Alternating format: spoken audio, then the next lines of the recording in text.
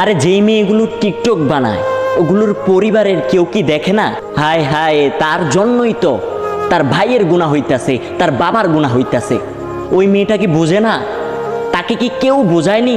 কিয়ামতের দিন তো তাকে জিজ্ঞাসা করা হবে।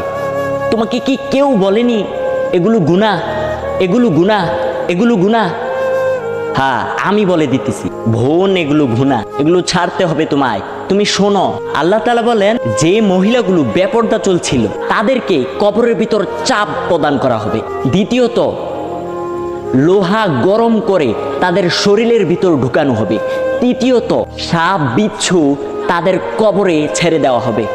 এই যুগের মেয়েরা তো টিকটিকি অথবা তেলুয়া চোরাকে ভয় পায়। পারবে তো ওই দিন কবরের ভিতর সাপের সামনে থাকতে? পারবে তো সাপকে ভয় না করে থাকতে?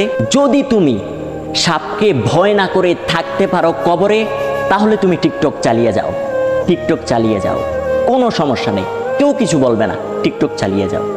আর যদি তুমি এটা মনে করো আমি তো সামান্য ছোট ছোট বিচ্ছুকে ভয় পাই, পিপিলিকাকে ভয় পাই, আমি কিভাবে ওই সাপের সামনে থাকবো, যদি এটা মনে করো থাকো, তাহলে আজ থেকে টিকটক ছেড়ে দাও আপু, আজ থেকে টিকটক ছেড়ে দাও।